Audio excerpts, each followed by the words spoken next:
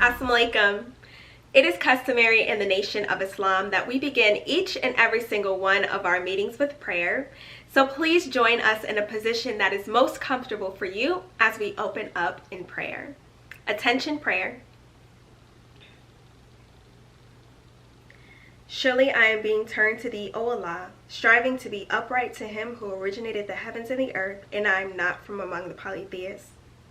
Surely my prayer, my sacrifices, my life, and my death are all for thee, O Allah, the Lord of the worlds. No associate has he, and this am I commanded, and am of those who submit. O Allah, thou art the King. There is no God but thee. Thou art my Lord, and I am thine servant. I have been greatly unjust to myself, and I confess my faults. So please grant me protection against all my faults, for none grants protection against faults but thee. And guide me to the best of morals, for none can guide to the best of morals but thee. And turn away from me the evil and indecent morals, for none can turn away from me the evil and indecent morals but thee. O Allah, make Muhammad successful, and make the true followers of Muhammad successful, as that is make Abraham and the true followers of Abraham successful, for surely thou art praiseworthy and magnified. And O Allah, bless Muhammad, and bless the true followers of Muhammad, as thou didst bless Abraham and the true followers of Abraham, for surely thou art praiseworthy and magnified in our midst forever. Ameen. In the most holy name of Allah, the Beneficent, the most merciful God, I bear witness that there is no God but Allah, and that Muhammad is his servant and messenger. I'd like to greet all of the beautiful M.G.T, friends, family, and guests in the greeting words of peace and paradise of Assalamu alaikum.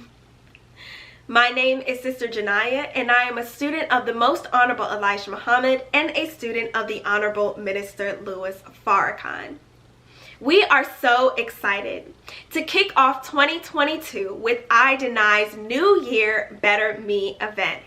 I am a returning viewer, and just like you, I have been thoroughly enjoying these conversations that iDENY has been engaging us in for months now. Something else that is so beautiful about iDENY is not only do our sisters touch on some much needed topics, but it has also been a way for the MGT to open our class to the entire world. The Most Honorable Elijah Muhammad teaches us a nation can rise no higher than its woman. In a 2013 lecture, the Honorable Minister Louis Farrakhan said, quote, "For where there are no decent women, there are no decent men. That's why the biggest job of reform that a prophet engages in is in the reform of women. You are the most important part of the family, the female." End quote. How does God treat the most important part of the family? He gives her a teaching that will show her her value. He steps in between that woman and the snares of Satan to show her that she is not the woman of man, but that she is in fact the woman of God. Under Satan's rule, women and even our little girls have been convinced that they must undress in order to be valued. But sisters, we want to tell you that God has come. Your Savior has arrived. Allah, God, came in the person of Master Fard Muhammad to do away with the false ideas that your value lies in your adornments. He has come to pull us up out of a sin-sick world. He has come to show us that we do not need to be subjected to a world that does not have the mind or the heart to comprehend just how much of a divine creature that you are. It is you, sisters, who Allah has chosen to usher in a new kingdom. It is you that He has chosen to produce a very high level of civilization. In his lecture titled How to Give Birth to a God, the Honorable Minister Louis Farrakhan said, quote, "When you reform a man, you only reform an individual. But when you reform a woman, you reform a nation." So how important are you, sisters, to the future of Black people? End quote.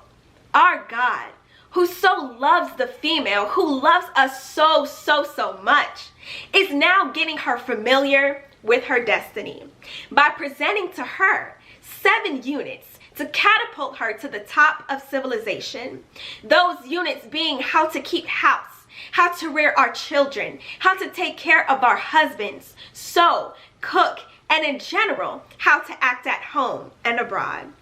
But make no mistake, when we are cleaning, we are not maids.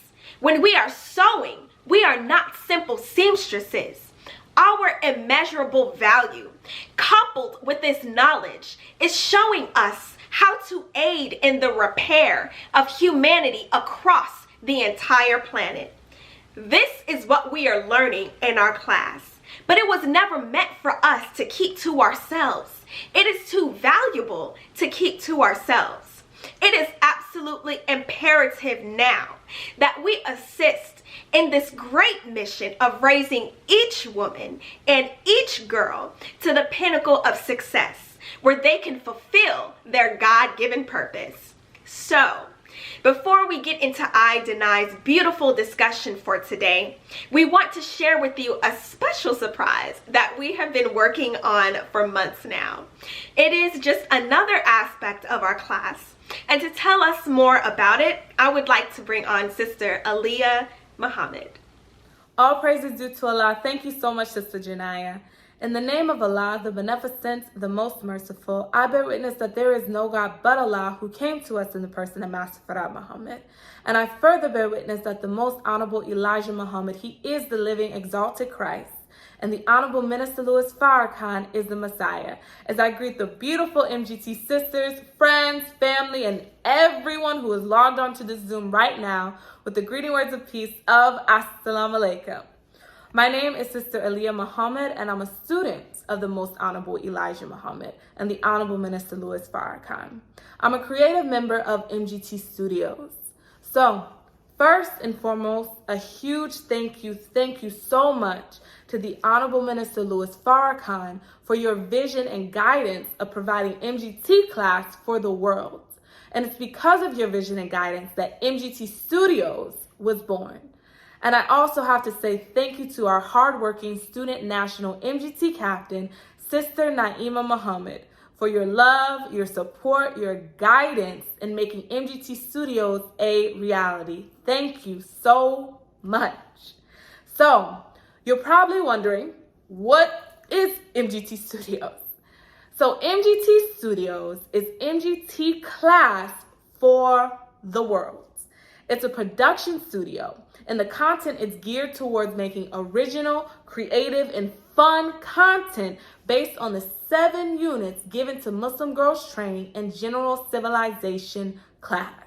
Our content, it has the central aim and purpose of assisting the Honorable Minister Louis Farrakhan in the spiritual and mental resurrection of Black and original people all over the planet.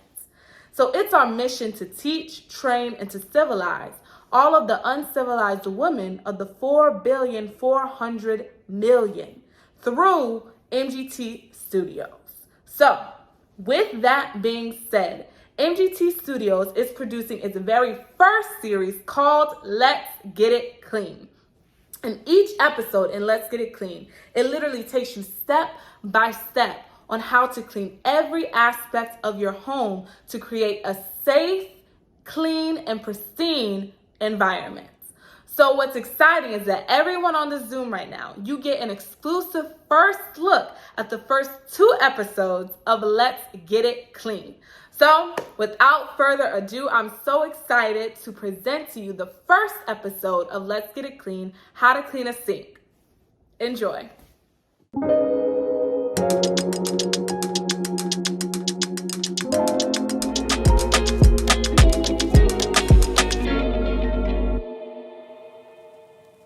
The sink is one of the most used fixtures in the bathroom. It handles a host of activities, such as brushing your teeth, washing your hands, and shaving. Not to mention the spritz, sprays, dribbles, and drops from grooming our hair, applying and removing makeup, and much more. That's why today we're going to be showing you how to clean and disinfect the sink using simple, inexpensive, safe, and incredibly versatile cleaners.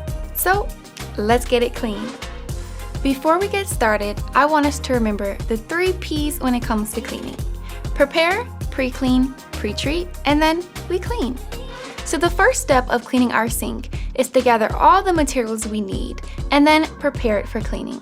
So, to clean the sink, we need a pair of cleaning gloves, paper towels, microfiber towels, one of the best tools that you can have in your cleaning arsenal, a scrub sponge, baking soda, an all-purpose cleaner, and our favorite on this channel is Castile soap with water. If you don't have Castile soap, a solution of dish liquid with water also works well. We use this in a spray bottle for easy application. A disinfectant. To keep it safe and simple, we use our favorite eco-friendly disinfectant, hydrogen peroxide. A bucket for soapy water or for clean water. Also, feel free to wear a mask if you need one.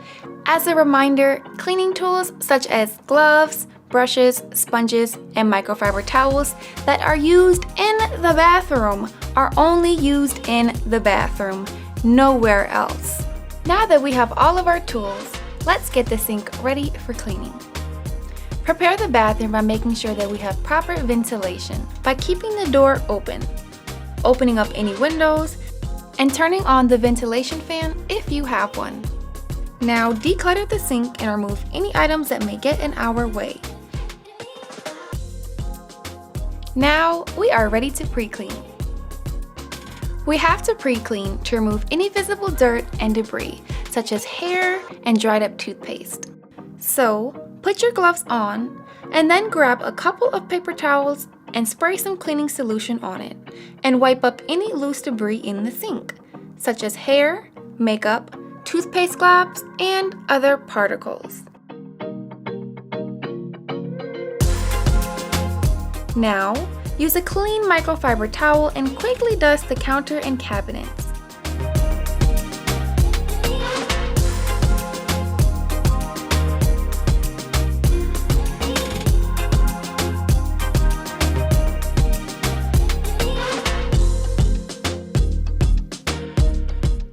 Now that we are done, let's pre-treat. To pre-treat, grab your cleaning solution and spray down the entire sink, including the faucet, handles, the sink basin, and the cabinet, making sure it's visibly wet.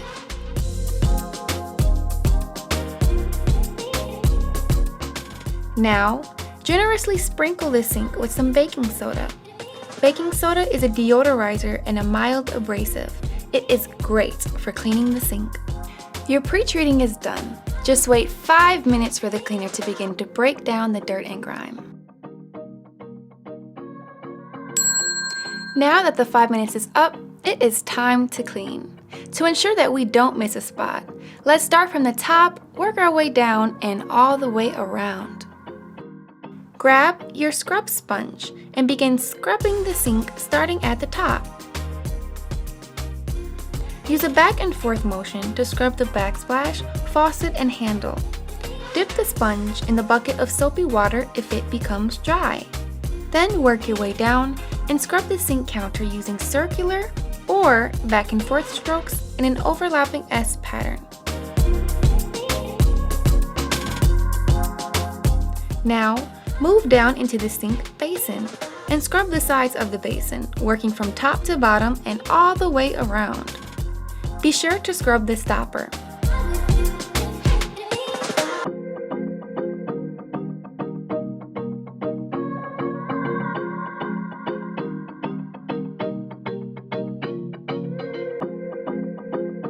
Now, wipe the cabinets using the soft side of the sponge, from top to bottom and all the way around.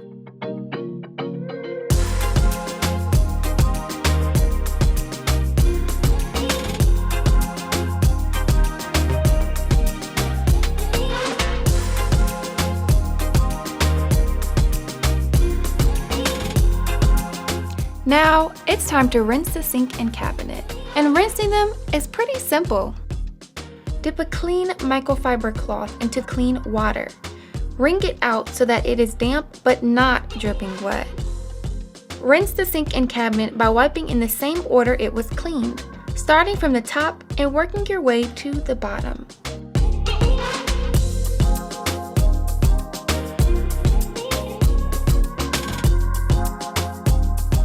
As you are rinsing, if the microfiber cloth becomes soapy, dip it in the clean water. Wring it out so that it is damp but not dripping wet, and keep on rinsing.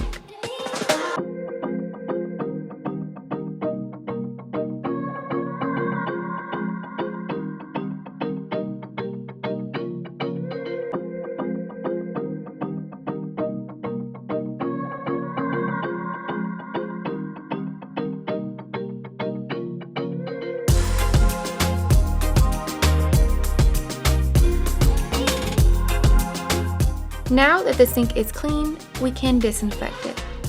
Although our sink is clean, there may be some germs holding on for dear life. So now we are going to disinfect it to kill any germs that remain after cleaning. To disinfect, begin spraying the disinfectant, starting with the backsplash, faucet, and handle, ensuring the surfaces are visibly wet. Spray the counter and the sink bowl. Be sure to use the overlapping S pattern so we won't miss a spot.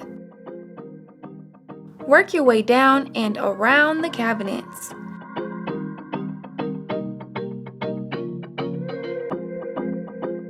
After spraying, allow the disinfectant to remain on the surface for the 10-minute dwell time to kill all of the germs. After 10 minutes is up, you may opt to dry the sink with a clean microfiber towel.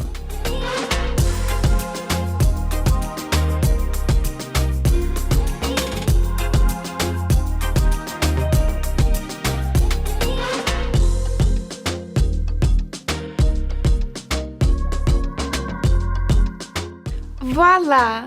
Our bathroom sink has gone from grime to shine. Remember to like, comment, and subscribe for more videos just like this one. You can also go to the link in the description box below for our other tutorials. Remember, cleaning is a family affair. See you next time, and let's get it clean. So, now that you've caught a glimpse at all of the amazing content that is being produced just for you, don't you want to see more? I know. Okay, so in order to catch each and every episode when they are officially released, first subscribe to Let's Get It Clean on YouTube. Then you can help support the efforts of M.G.T Studios by heading to our website, L-G-I-C.com, or Let's Get It Clean. This will help us to be able to continue to produce quality content going forward. You can also follow us on Instagram and Facebook for even more content to come. Remember, this is life-saving information that can help to protect you and your family from the coronavirus and any other illnesses. As we speak, these videos are in the process of being transcribed into different languages. We're talking about Spanish for our Spanish-speaking sisters, Creole and Patois for our sisters across the Caribbean, French for our sisters in the Caribbean, Canada, across Africa, and Europe. We will be able to reach our people no matter what language they speak. Now, without any further delay, we are so proud of our sisters who have been working hard to bring you iDENY. These events are so fulfilling and provide a safe space for women and girls to talk about chastity in a world where unfortunately this concept is looked down upon. So at this time, you just saw her expertly show you how to clean a sink in our first episode of Let's Get It Clean. Now I'd like to bring on Sister Naya Muhammad to kick off the iDENY program. Thank you so very much, Sister Janaya and Sister Aaliyah. What a beautiful presentation. And I am so excited for all that is coming soon from M.G.T Studios. In the name of Allah, the Beneficent, the Most Merciful, I bear witness that there is no God but Allah, who came in the person of Master Fraud Muhammad, and I further bear witness that the Most Honorable Elijah Muhammad is the living and the exalted Christ, and that the Honorable Minister Louis Farrakhan is our divine reminder, leader, teacher, and guide, Messiah and Jesus in our midst. Assalamu alaikum! These words mean peace be upon you in the Arabic language, and welcome, welcome, welcome. to our New Year Better Me 2022 event. The M.G.T and G.C.C present to you, iDENY, Divine Essence in You, and we are discussing our goals going into 2022. What better way to kick off this event than with words from the Honorable Minister Louis Farrakhan? We have a clip from the lecture, New Year, Making Your Word Bond, to give significance to this event. New Year's this year will see madness take place. But in this hour of madness, at that moment, that precise moment of 12 midnight, you will be able to look on television and see thousands of people possibly gathered in Times Square, New York, here in downtown Chicago, in Los Angeles, California, and other places celebrating the new year with foolishness, drinking to everyone's health and saying to everyone, Happy New Year. When God blesses you to pass out of one year into another, that is not a time for frolic and fun and drunkenness and fantastic foolishness going on into the night, nor is it a time for shooting off our rifles or pistols or shooting off our mouths in folly and laughter and silliness. It is a time for sober reflection over the past year, the trials, the tribulations, the triumphs and the failures, the life and the death, the health and the sickness of this past year. So we don't know what the new year will bring. So when God brings us through an old year, then we ought to stop, think, reflect, and praise God for bringing us through and asking His guidance and protection as we go into a new year. Yes, sir, Brother Minister. All praise is due to Allah. We thank Allah for allowing us to make it to another day. And it is now 2022, and it's time for sober reflection. I know we all know the saying, New Year, New Me, and our normal New Year's resolution list goes something like, go to the gym, focus more, drink less, no fast foods, use my planner, work harder, save more money, and so on. However, oftentimes, we don't follow what we set for ourselves because we have a lack of self-discipline. So let's be sure to ask ourselves, am I willing to sacrifice what I am for what I will become? Because it is literally up to us to make life something or live with nothing. Nobody is going to do it for you. The decision is ours. It's up to you and I to make our lives the lives that we want. And remember, Allah helps those who help themselves. So how about this new year? We learn to love ourselves, respect ourselves, take good care of ourselves, implement discipline in our lives, eat healthy, rise above emotion into the thinking of God, and hold ourselves in chastity for our future husbands. I am Sister Naya out of Chicago. I am 19 years old, and these are my beautiful sisters of the iDENY team. Assalamu alaikum. My name is Sister Amir Muhammad from Waxahachie Study Group in the Southwest region. I am 22 years old, and all praise is due to Allah. We are blessed to see another year. And what a great way to start off 2022 by using our time, reflecting, and striving to better ourselves. I am so honored to be with all of my sisters bright and early this Saturday morning. Assalamu alaikum. My name is Sister Sabbath out of College Park, Georgia, the southern region. I'm 23 years of age, and I'm thankful to be here and to be of service.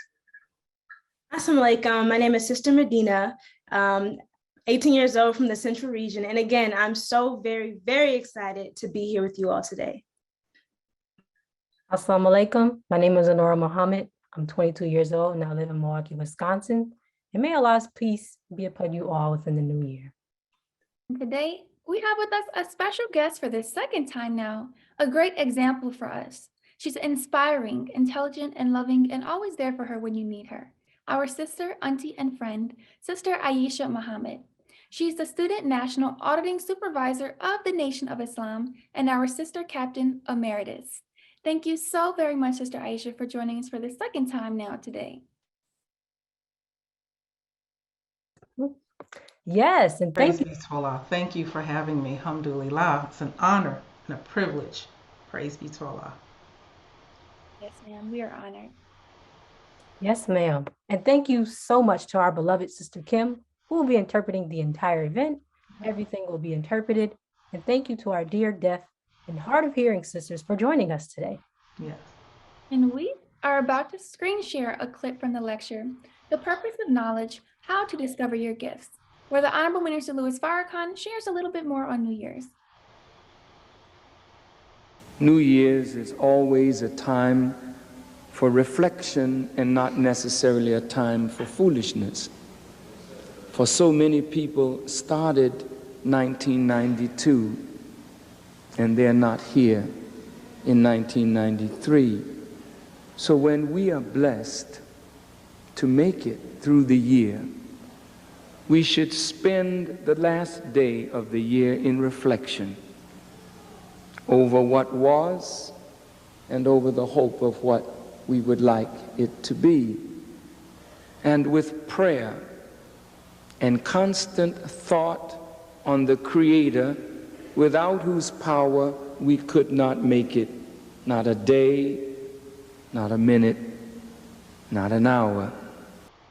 Our praise is due to Allah. Who could have said it better than Minister Farrakhan? No one. Yes, ma'am. Right.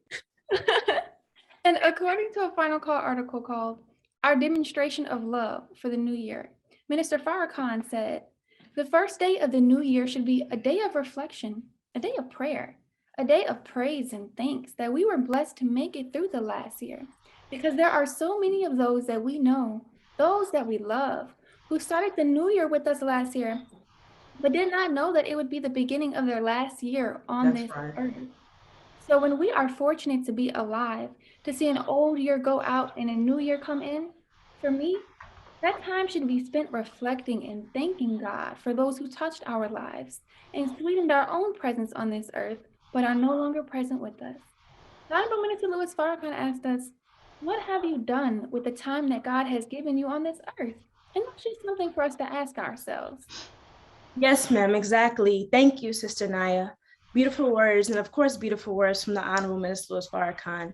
Now, before we get into this discussion about self-love and chastity, we are going to quickly define both words because we know having a good understanding of the meaning of words will help everyone, including myself, to better understand the concepts and ideas as we are having this important discussion. Also, knowing the meaning of the words will eliminate misunderstandings that come with misunderstood words. Wow, you know, that is so true, Medina, because whenever I'm reading and come across words I am not sure of, I'll look up the meaning of that word. And then after I have an understanding of what that word means, I can then fully grasp the context of what I'm reading. So thank you again, Medina, for explaining that. And before I define self-love, I wanted to lay the foundation with a quote from the Honorable Minister Louis Farrakhan. He said, you cannot separate self from Allah God because the self and Allah God are one. To know self is to know Allah God, because Allah God is the creator of the self, and the self that he gave you in his image is himself. Wow, that is so beautiful. I literally got chills just reading that. But anyway, the minister continued saying, the more you read and know about Allah and your relationship to Allah, the more dutiful you'll be towards Allah and yourself. End quote. Now, we are taught that love is duty. The Honorable Minister Louis Farrakhan broke down and explained that in the lecture titled Love and Duty. He stated in that lecture that duty is the demonstration of the degree of your love. Yes, ma'am. So self-love is striving to the best of your ability to be dutiful to yourself. In that same lecture, Love and Duty, the Honorable Minister Louis Farrakhan spoke on ways we should be dutiful to ourselves by, number one, quote, you have a duty to yourself to grow in knowledge because it is only knowledge that separates the animal instinct of the human being and grows us into human beings that can reflect the divine attributes of God. So every day that we live, we should be trying to know something more today than we learned or knew yesterday. That is a duty binding upon us, end quote. And number two, feeding ourselves the best of what the earth provides to give us the nourishment to keep our body alive. And to add to that, I also remember the minister saying that water is the essence of life. So number 3, drink a good glass of water. And lastly, the Honorable Minister Louis Farrakhan also said, you're supposed to exercise if you love yourself, end quote. And now that we have a better understanding of self-love, we will now define the word chastity. Yes, ma'am, Sister Amira. So, to be chaste is to be one who is abstinent and refrains from participating in premarital sexual intercourse and intercourse outside of the marriage. And that leads us to our first question. What are the benefits of self-love and the consequences of not having love of self? Ooh, let me go first. Coming from someone who took 22 years to really start comprehending what self-love actually meant, I've learned that when you don't properly love yourself, there are literally direct and indirect consequences. For example, when you don't love yourself, you seek to find love any and everywhere that you can, even if it's demeaning or derogative. Honorable Minister Louis Farrakhan, during the lecture titled Love and Duty, says, you have to be very pleased with you in order to be pleased with him who created you. That's If you're right. dissatisfied with you, how can you be satisfied with God? So what does this mean? It means that when you have a lack of self-love, you can't even properly love the God that made you, you. When we really think about it, this self-love thing runs deep, man. Nora, it surely does run deep. And there was a point in time where I personally did not love myself, and the consequence was truly a miserable time of life. But because I was so unhappy with myself, with my physical appearance and my condition of life, I didn't know myself and I didn't understand anything that was happening in my life. And that resulted in bad mental health. And there are so many people who feel the same way that I did. And if you really think about it, if this were the world of Allah God, there wouldn't be so much dissatisfaction among everyone. Exactly, Naya. And you make a great point. Speaking from experience, as mentioned in our first event, when you do not love yourself, especially growing up, you tend to fall victim to negative experiences of allowing people, whoever they may be, to treat you any kind of way because of that lack of confidence. In turn, those that do not love themselves may also form an increased love and devotion to others, which, if thrown out of proportion, can cause the person to disregard their own physical, mental, and emotional needs to protect others and make others feel happy. Listen, I fall victim to that multiple times in my life. So I don't know if y'all relate, put in the chat. You have to make it a habit to love yourself in order to reap the benefits of self-love, the same way lacking self-love can cause one to receive negative consequences. From a book written in 1894 entitled Physical, Intellectual, and Moral Advantages of Chastity, it reads, what is a habit? It is an act which, having been performed a certain number of times, becomes easy, often so easy that it does itself, unobserved, perhaps by us. He then goes on to say that habits can be divided into 3 classes: good habits, bad habits, and indifferent habits. What type of habits are we forming in the process of loving ourselves? In Study Guide 13, a guide given by the Honorable Minister Farrakhan for self-improvement, it reads, it takes 21 days, according to scholars, people who study behavior, to break old habits and make new ones. Those days that it takes to make and break habits, we should focus on building good habits and practices and loving ourselves so that it becomes a reality for us. Wow, that is so interesting. You know, I enjoy listening to everyone's self-love journey because God deposited something different in every one of us. So everyone's journey is unique, yet we're still striving towards the same goal. To me, striving to love yourself is very important and means everything because loving yourself lays the base or foundation that will determine the course of your life. So how you love yourself will ultimately determine the decisions you make in life. And that also reminds me of something from Sister Ava's Naturally Beautiful book. She said that when we are unhappy with ourselves, we feel threatened by every female that walks by. That makes us hostile, evil, and ultimately destroys the very loving nature that confers physical beauty on us in the first place. She goes on to say, sisters, if we want to communicate with God, and we must communicate with God, then we must seek his help to clear our minds and hearts of envy and jealousy of other women. If we do not like ourselves, then let us work to correct ourselves. End quote. That is very, very true. But Sister Aisha, we would love to hear your thoughts on that question. And the question is, what are the benefits of self-love and the consequences of not having love of self? First, I'd like to say Bismillah ar-Rahman ar-Rahim. So grateful to Allah for His Mahdi and exalted Christ and their Messiah in our midst, because had it not been for them, we wouldn't be here and we wouldn't have anything to offer. I'm honored to be amongst this brilliant group of women, and as I said last time, budding spiritual giants. And I want to thank, of course, Sister Student National Captain Naima Muhammad for her invitation as well, and for all of you accepting me to be a part of this group. I'm so completely honored. I heard two different things in that question. So I want you to ask it again, because I heard something different.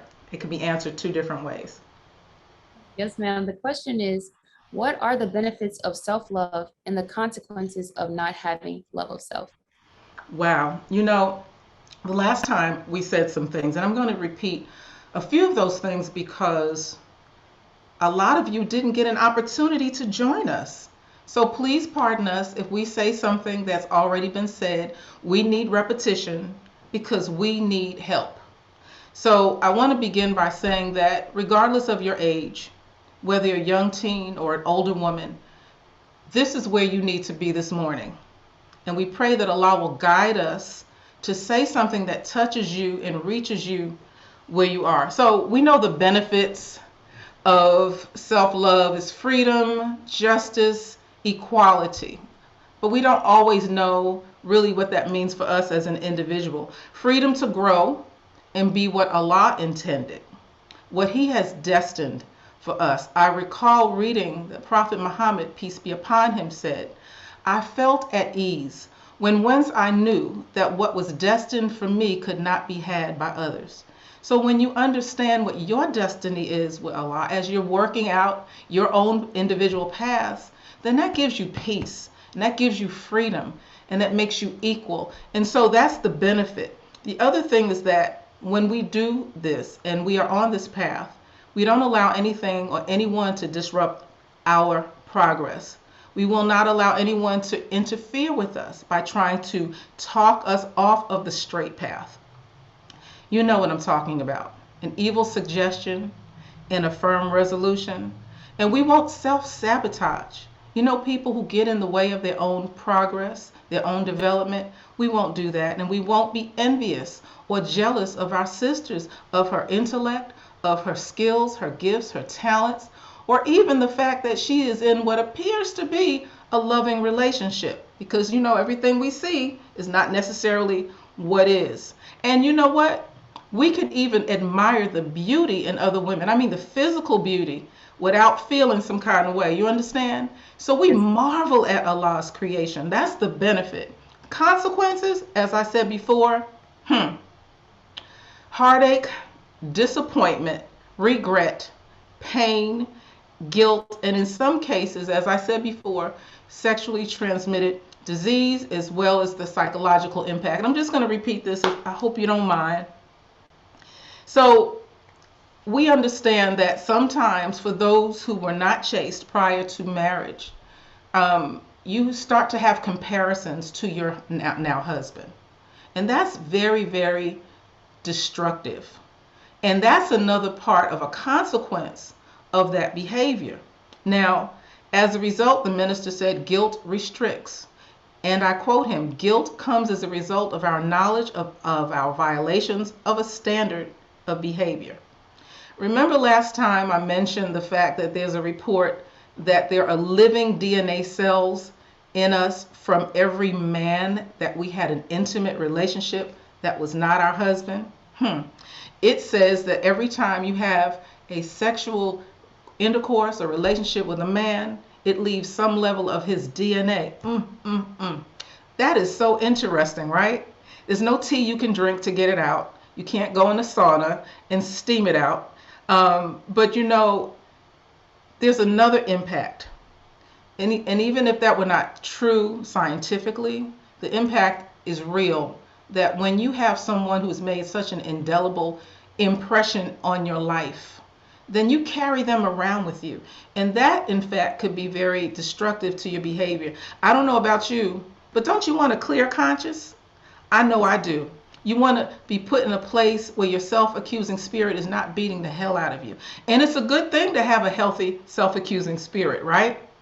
We know when we've done the wrong thing, and we know when we put ourselves in a situation we should have not been in the first place.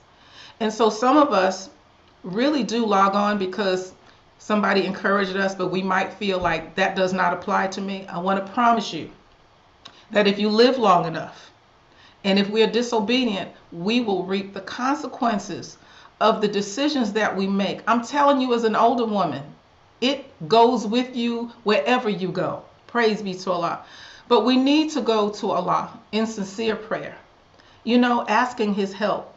You know that prayer we make when we're broken or we feel like we're broken. You know that prayer we make when we feel like we can't go anyplace else, and we're absolutely correct. Allah is the place we go before Him.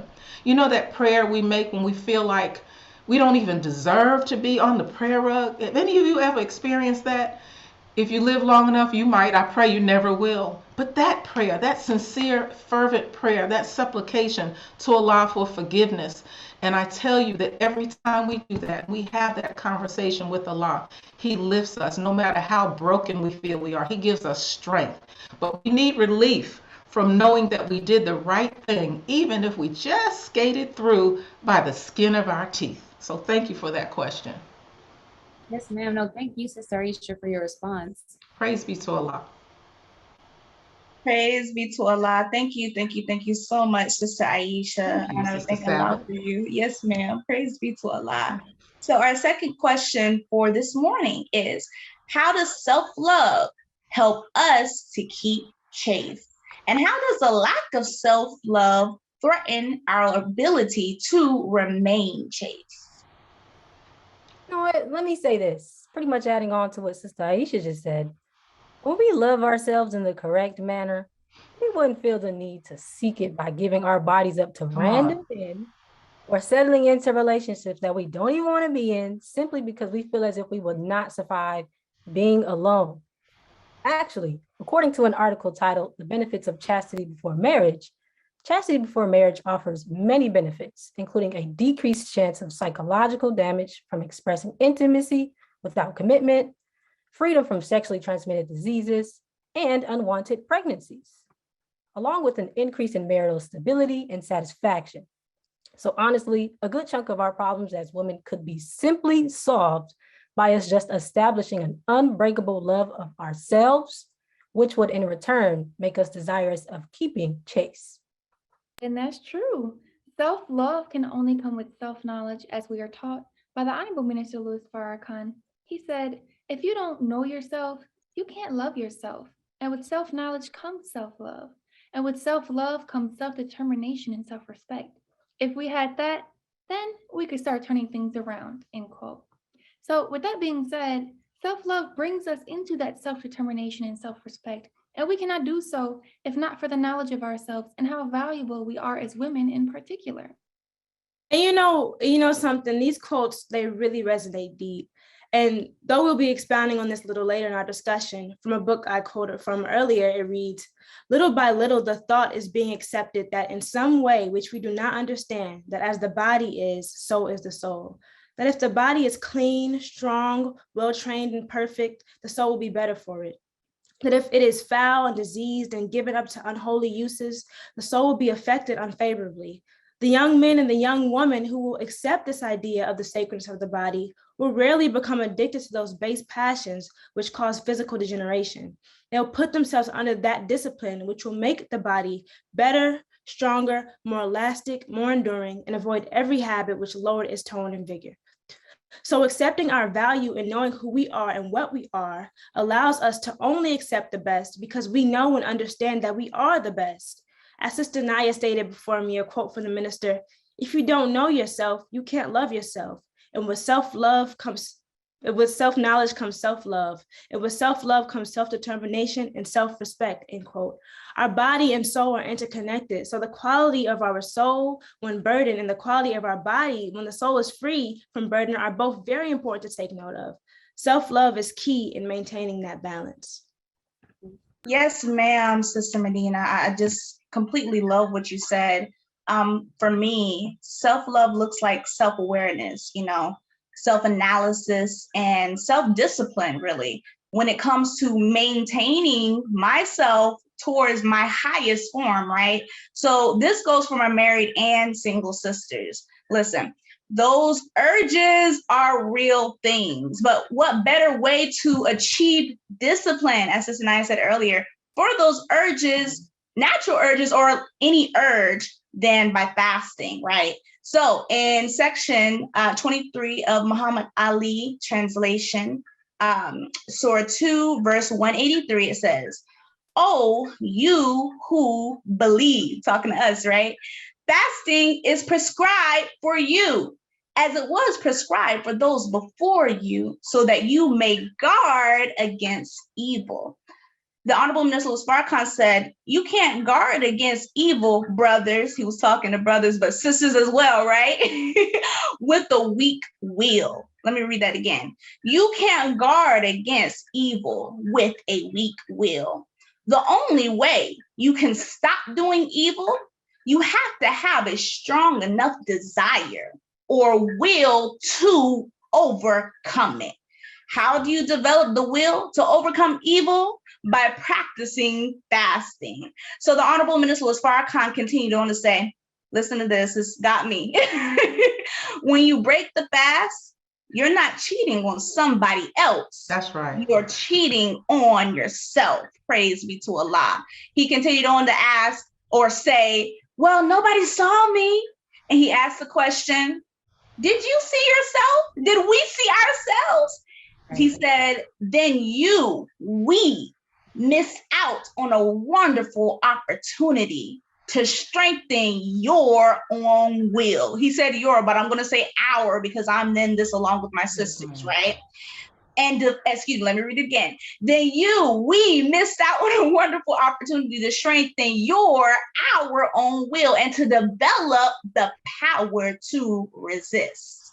That's why Black people have not overcome as of yet, because the will to overcome in us is very weak. Yeah. Fasting is a prescription to develop our own will. And if you will not take this prescription, you will not develop the strength of your own will to resist all difficulties, not some, all difficulties, and overcome. The Great Fast of Ramadan, Strengthening the Will. You can find that on YouTube. So, Sister Aisha, do you have anything that you would like to add? I'll read the question again. It says, how does self-love help us to keep chaste? And how does the lack of self-love threaten our ability to remain chaste? Well, thank you, Sister Sabbath, for your question. And I'm so enjoying the brilliance that is at this table, if you will. You said, and I like what you said when people say, nobody saw me. But the Honorable Minister Louis Farrakhan reminded us that the eyes of Allah are everywhere. So, wherever you are, there is Allah. Well, when we love ourselves, and I'm looking at the chat, people are bearing witness and they're saying the same thing, but when we love ourselves, we do everything within our power to secure and protect ourselves. And yes, it requires discipline and it requires struggle. No one said it's going to be easy.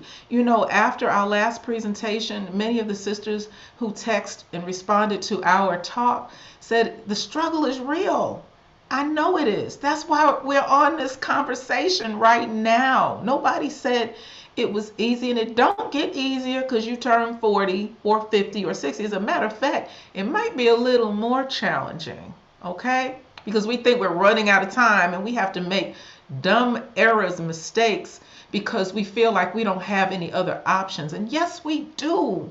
Yes, we do. Allah is able. Praise be to Allah.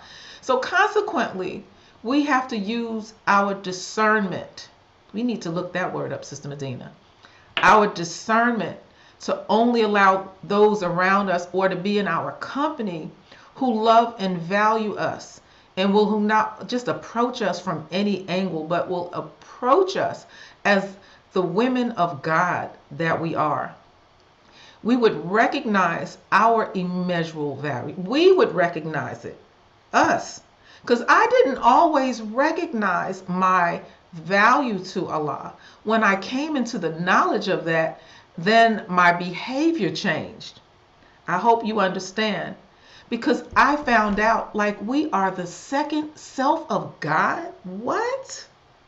Praise be to Allah. That means we have to guard ourselves like a fierce soldier on post all times, because the enemy of self, the enemy on the outside of self, is constantly tearing away at the women who belong to Allah. One would know from our conversation and how we conduct ourselves that you cannot play with me. They know that. You know, I've heard all the time, you know, you look so mean. Well, I don't look mean, I look stern. And that came because as I was a young girl growing up on the East Coast, I didn't have any siblings. I had to be my own big brother, right? So I had to have this look. And the minister said, when a man looks at us, he needs to look at us with we need to see firmness in our face. But we don't understand our sacredness is not, we're not the women of men. We are the women of God. Okay? So we have to make sure that we are not baby lambs, like unguarded in a field with all the sheeps and the wolves and the hogs, the wild hogs trying to get at us. We don't want to be vulnerable. We don't want to be weak. And sometimes we are looking for love in all the wrong places. It would be nice if we could learn that today and not from experience. But some of us, unfortunately, are going to go down that road. So thank you, Sister Sabbath. Praise be to Allah. Thank you, Sister Aisha. You're Praise welcome. be to Allah. Yes. Thank you for that thorough response, Sister Aisha. Allahu Akbar. Now, moving on to our next question. What is the value of the woman in keeping chase? So like, as the Sister Aisha definitely put an answer to that question already, but I'm going to add a little bit more. This is a topic that I absolutely love to share on. And as a woman, you are so valuable and you hold so much value in the sight of Allah, as Sister Aisha was saying. In the Divine Value of Women lecture, the minister spoke to the sister saying, quote, I'm sorry, my cat. You are not the woman of man, you are the woman of God. You are not man's woman, you are the woman of God. And he uses you in a co-creative work of creating the human beings that will make for God a better world. And he went on to say, so your womb is sacred, and no man should have access to that channel if he's not a God-fearing man that loves God. And because he loves God, he will love you. And then from that love of God, then both of you will produce a child like Jesus, like Mary produced, end quote. So when it comes to keeping chase, sisters, you are the beloved of God. You are the woman of God. So seek refuge in him, and he will suffice you in all of your needs. And in the lecture, How to Give Birth to a God, Part 2, the Honorable Minister Louis Farrakhan said, reverence the womb. Reverence carries a deep significance here. To revere something is to hold it in awe, to hold it in high esteem. He went on to say, but Allah says to us, reverence the womb. Why should you hold the womb in awe? This great, dark, mysterious, magnificent womb. Why should you revere it? Because everything that you see came forth out of it by the command of a God who acted upon that womb. And every one of you came forth out of that dark, mysterious chamber. And so God commands us to reverence that womb. Because you don't understand the power that is there, that is God's laboratory. In the Immeasurable and Limitless Value of Woman lecture, Mr. Farrakhan also says, no man should have access to the sacredness of your womb unless that man is worthy. Not because he is cute, not because he is popular, not because he has a little money. Your womb is too precious to throw it away. Talk on that. That is worse than casting pearls before swine. End quote. My God. And in the Make a Law Sufficient M.G.T and G.C.C handbook, the Honorable Minister Louis Farrakhan said on the value of the woman, quote, "Do you know a foolish woman is not a good thing? And for you not to appreciate your own value, sisters, is to make yourself foolish. Allah came to North America by himself for you. I mean, think about a God that has been in hiding for 66 trillion years. The knowledge of God has not been out in the public. Just think about that. That's enough to blow our mind. Where people talk about God, but they don't know him. They talk about him and they see the marvelous handwork of God, but they don't know him. They sense and feel his spirit, his presence, but they do not know the person who carries us and is the source of that spirit. They don't know him. And then he decides that he will make himself known, and he chooses the people that are no people at all, and then says, I can sit on top of the world and say that the most beautiful nation is in the wilderness of North America, end quote. So sisters, you must never cheapen your value because Allah came for you. Wow, very well said, Naya. And just thinking about that, Allah God came for us. He did not send someone else. He personally came 9,000 miles for you and me. I don't know about you, but that makes me feel so loved and special just knowing that God himself came. Anyway, Sister Aisha, do you have anything that you would like to add to this question as well? The question was, what is the value of the woman in keeping chaste? Well, I'm going to break it down into two parts. The value of the woman. The Honorable Minister Louis Farrakhan has reminded us that the world, of course, is a condition that is in because man has not understood the value of woman, her immeasurable value. And so we subject ourselves to all types of abuses. And many of us, unfortunately, when we hear these words, we think we understand until we put ourselves in a situation. But the minister said, and I quote, throughout the earth, the female has and continues to suffer the abuse of men and the abuse of societies that have not clearly understood the extreme importance and tremendous value of the female. And as for keeping chaste, the Honorable Minister Louis Farrakhan, I mean, who best to refer to? Come on now. I don't care where you come from, what church, organization, or not. If you're on today, all praise is be to Allah. But he said this, that which is sacred must be safe and not violated. Women all over the earth, due to an improper view of self. How many of you have had an improper view of yourself? I know I have. Some of you, you're like, no, I always knew who I was, who I am. Praise be to Allah. Don't let nobody mess with that, okay? Please. He says that we have been violated and we've allowed men and society to violate us.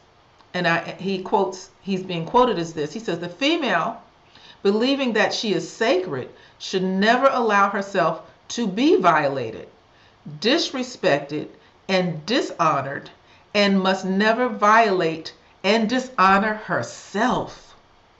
That's where it starts, right? He continues, if we will see ourselves as sacred, sisters, no matter what age, you 14, 15, 89, we will see ourselves as sacred.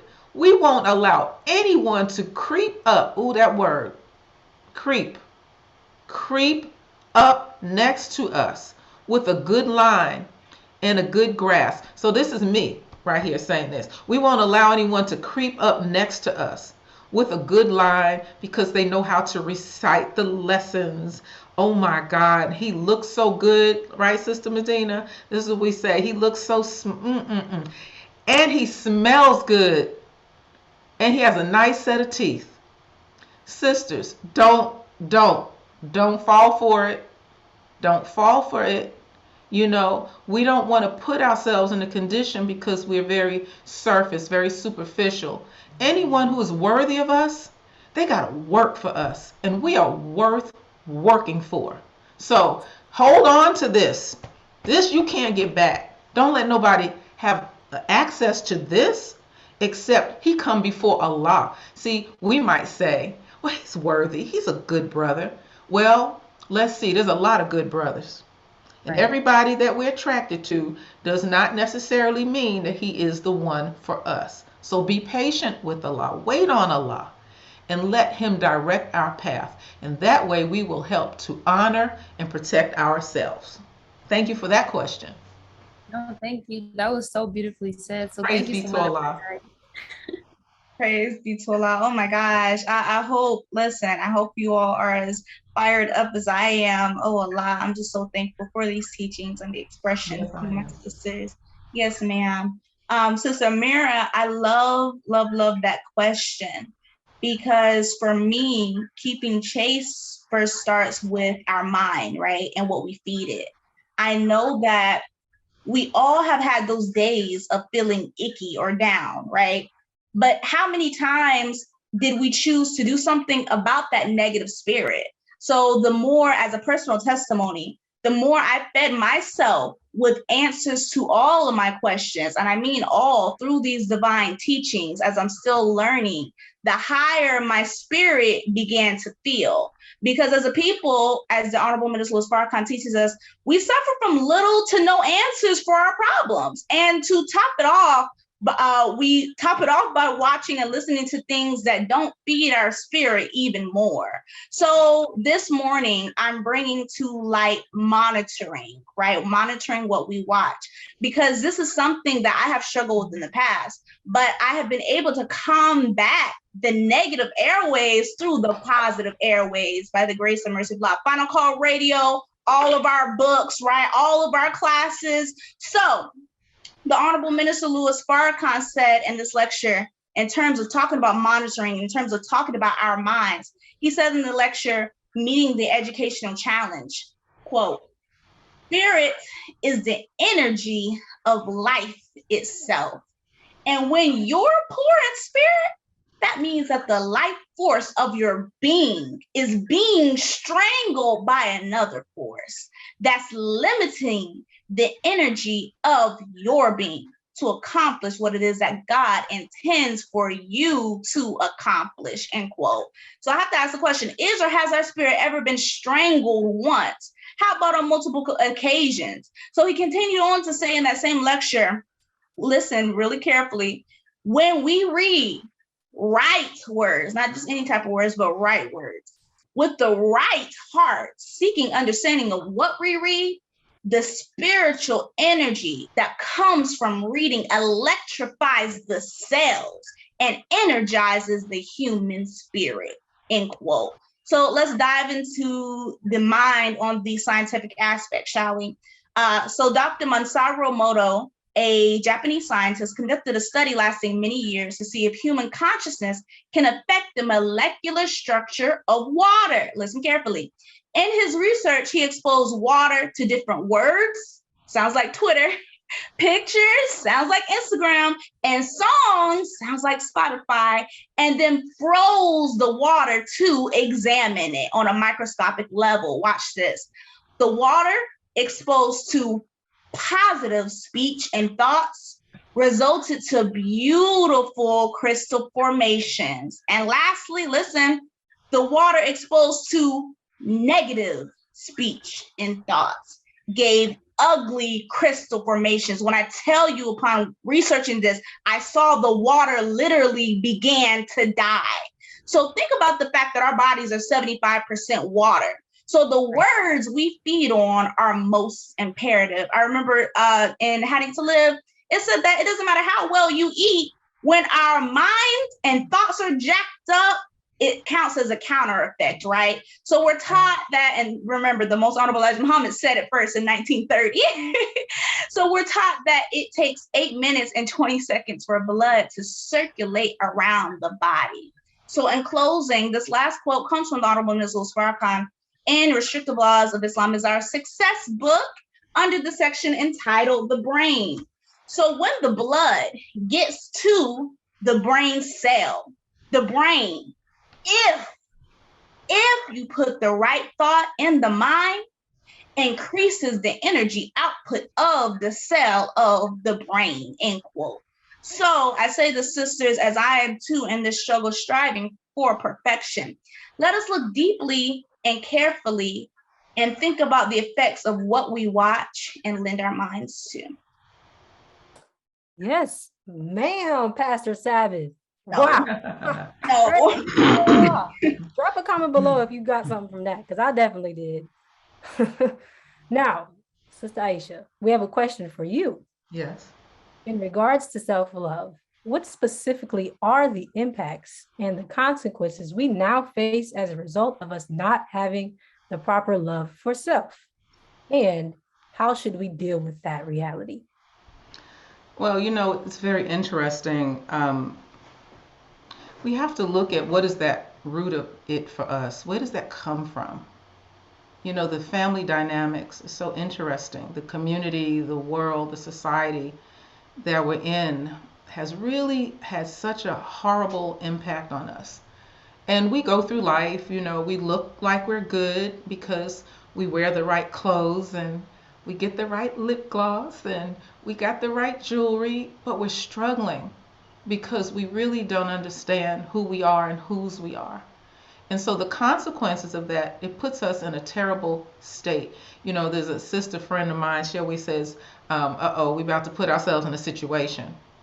And none of us needs to be in a situation, but what we need to do, though, is number one, strengthen our personal relationship with Allah, Rabbil Alameen, to really, really build our personal relationship with Allah, not through someone else, but really, really deeply knowing that. How many of you bear witness that Allah has pulled you through something that you knew only He could have pulled you through? Praise be to Allah. Look, you even know that. But we have to really understand where that comes from for us. So some of us really need to have a conversation with our mothers. Some of us need to sit down with auntie, grandma, and really look at what formed them that helped to form us in our thinking and our self-concept. But the beauty is that we know that Allah came. So for those of you who are new to this platform and did not know that there is a God and He is in a man and He is alive and He came for us, that should blow your mind, because all of us have to know that Allah is sufficient for us, and all we have to do, we can turn a new page. This is a new year. Allah blessed us to get through 2021. We're in 2022. So whatever we may have thought, whatever the consequences have been of our old behaviors, we can turn a new leaf today. We can just make a vow, a pledge, and honor our own word to Allah, and we will be fine. And don't look back. Don't be Lot's wife. Don't do that. And that's why the value of the sisterhood is so important. Because when we're feeling like we're so weak or we feel like we're about to, succumb. I heard sisters who are older saying, all of this is good, but no, all of it is good for all of us. All of us, regardless of our age, regardless of our circumstances, we feel you. That's why the iDENY team put this discussion together to help strengthen us. But this is when the sisterhood comes in, right? She'll be like, like AA is to the alcoholism anonymous or narcotics anonymous. She will come when we're feeling weak, because we know after we get off that prayer rug and we are talking to Allah, that we sometimes need somebody to talk us into sense. Like, girl, don't do that. Don't drive by his house. Don't troll his Facebook page, his Instagram. Don't do none of that, because sometimes we make ourselves sick. So you gave us perfect guidance on the things that we need to do to keep us focused, to keep us on Allah, on His straight path, not the path of those who've gone astray after hearing the teaching. And there's so much information that's been provided today. Would be wonderful if all the reference points that each of you raised could be put in the chat, so that when we're not feeling so strong, we could refer to the word of Allah as expressed through each of you today. Yes, ma'am, we can absolutely do that. And that was such a beautiful answer. Only Allah can really pull us through. Come And on now. yes, ma'am, we are affected generationally, so it is important to have these conversations with our mothers and our aunties and those that raised us. But in addition to what you just shared, I have a quick quote from the Honorable Minister Louis Farrakhan saying, don't you ever think that it's too late to turn our lives around. No. It's never too late, end quote. And I just felt like that was necessary to be said. Because even though we do face consequences, it's never too late to do better and be better and overcome those emotions and trials that come along with that. Woo. Sister Naya, praise be to Allah. I love that word overcome because in a lecture, I referenced it a lot this morning, but the great fast of Ramadan for strengthening the will, YouTube, the Audible or Phonical Radio or the store.phonical.com, support your own. The Honorable Minister Louis Farrakhan said the following, quote, to overcome, that means to engage and struggle against a formidable adversary and, listen to this word, prevail. To overcome means a test of your will. He went on to say, that's easily said, isn't it?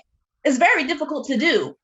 Every day of our lives, not one day, every day of our lives, we're confronted with tests that test our character, our willingness to overcome. God doesn't throw you into a big battle before he gives you smaller challenges that you can handle. So every time, he continues on to say, you overcome a small challenge, you are preparing yourself for a bigger challenge. For all life is one challenge after another that we have to overcome. And by overcoming, we bring out of ourselves the best that is in us, end quote. Yes, ma'am. And you know, Sister Sabbath, one of my favorite speeches from the late Martin Luther King Jr. is, we shall overcome.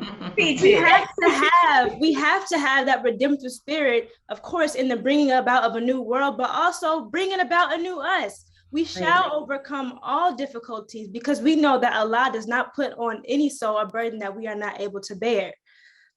Sister Aisha, we have another question for you about how important is it for young teenage women to break this lack of self-love cycle? How do you build, protect, and sustain self-love? Wait, 1 second. How do you build, protect, and sustain self-love against a consistent attack from self-doubt, peer pressure, social media, music, television, movies, and an imbalanced or non-existent family structure? Well, thank you for the question. So now when I hear we shall overcome, I'm going to think of it differently. So that'll be our tagline, you know, as we are attempting to get our glow back, you know, because we know that when we embrace the word of Allah, then the spirit of Allah grows in us and everybody will see it. You know, that halo that we see in cartoons and in the scriptures when we're looking at the old Bibles, that could be us again in this year. We just have to make up our minds. And so, you know, the remedy, dear sisters, for whatever we need to break, a habit of sorts, is developing and, as I said, strengthening, pardon me, our personal relationship with Allah. In the Holy Quran, in Surah 2, ayat or verse 138, it reads, we take Allah's color, and who is better than Allah at coloring? And we are his worshipers. The Honorable Minister Louis Farrakhan said, pardon me, since it is the light of the sun which gives all things their color, then we who follow the light, truth, sent down by Allah, God, begin to see or perceive reality as Allah or God perceives it. We take his coloring, which is his view, end of quote. In other words, it doesn't matter what's on Instagram. It does not matter what is on any platform of social media or anyone else says. It doesn't matter what people whisper about us. None of that matters. What Allah says about us and who we are, that is what is. That is truth that cannot be argued with. When we read in Psalms, and I saw this as a child growing up, didn't see it the right way, and I'll quote, I will give thanks to you, for I am fearfully and wonderfully made. Wonderful are your works. My soul knows it very well. End of quote. Allah made us wonderfully. Praise be to Allah. So if anybody whispers, says something, drops an innuendo, slack talks, don't let it affect you. You know what we say? Rain off a duck's back. Because if we live long enough, if they live long enough, you will be vindicated. Every knee shall bow. Okay? So in the glossary of the Self-Improvement Study Guide, and that is for everyone, the public too, you can also access that. In Study Guide, as I said, number 12, the 4 great impediments to self-development. There's a definition, and I want to read for inferiority complex. It states, quote, intense feeling of inferiority, producing a personality characterized by either extreme reticence or as a result of overcompensation by extreme aggressiveness, lack of self-esteem, feelings of inadequacy, lack of self-confidence. It continues in the reading. And I quote, the attitudes and beliefs which produce these complexes result in damage to the faculty of perception, end of quote. Many of us have suffered from a damaged perception of self. So here we are trying to get on the right path and not take on what other people said, what our parents said. So in terms of an imbalanced family structure, that is unfortunately the Black family and all families now in America. Some of us a little more imbalanced than others, but sometimes, dear sisters, as I said earlier, we do take on the attitude of those who raised us when they told us we weren't going to be anything, we weren't going to amount to anything, or they told us that the only way we could get a man is by doing such and such or revealing this and that. Man, that's because they didn't know Allah. So don't judge them. They did what they thought they knew to do, but all praise is due to Allah. But it does put a heavy burden on us. And if we don't get corrected, we will put a heavy burden on our offspring. Most of us know that, there's something that we need to learn more. So I said earlier, we should really learn more about that imbalanced family. What caused it to be imbalanced? And then you'll have a greater appreciation for what they did, even though they were broken. Praise be to Allah. So whatever they did, here we are, bearing witness to the one God. So we have to keep in mind whose influence they've been under. We're all been under the influence of Satan. Make no mistake. So if you make a mistake in your own life, if you fall off, get back up. Don't beat yourself.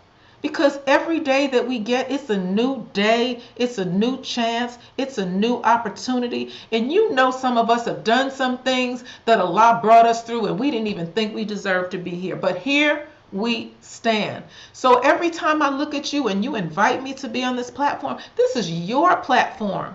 This is what you put together by the grace of Allah. I am honored to be here to serve you. I am your guest, but I just sit here and I marvel at your brilliance because you're asking questions and you're giving answers and the proper response that will help us to be strengthened in this hour. So I just want to say in closing, hold on to the firm handle of Allah.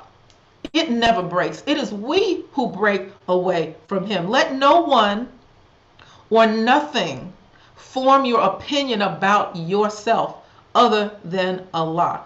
And we talked about this before. Stay off of those platforms, and if it makes you feel some kind of way when you finish, if you get out of a conversation, as the Honorable Minister Louis Farrakhan said, and you feel some kind of way, and they've been dragging on your spirit, oh no.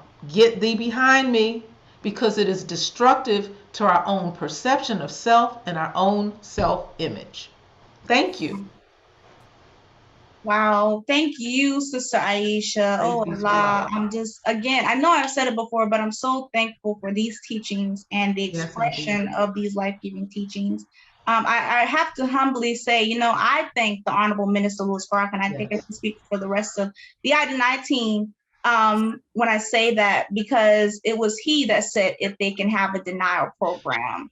those that practice Allahu denial Akbar. honored and lifted, and they Allahu can Akbar. have joy in denying men. He said that denying men access to themselves so that they are much more valuable and precious in the heart of Allah. He said that to Sister Naima in April, and those April 12th, praise be to Allah. So it is him that I give all thanks, and I can speak for the rest of us, I believe. Allahu Akbar. Praise be to Allah. So thank you to the Honorable Minister Farrakhan.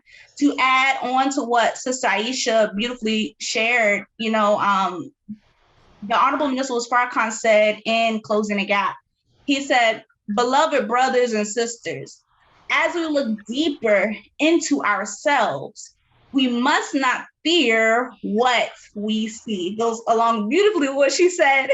She said, if you discover a spot within yourself, within ourselves, or a blemish, listen to this part, do not retreat. Look at it with joy as though you have found precious gold or a precious stone. For every time we find a spot or a blemish and apply spot remover, we are a step closer to manifest proof that Allah, God, has intervened in our lives. Praise be to Allah. Yes, ma'am. I definitely agree, Sabbath. We absolutely should strive our very best not to retreat. And that reminds me when the Honorable Minister Louis Farrakhan said, you cannot go to new levels of consciousness, new levels of awareness, new levels of power and development without pain.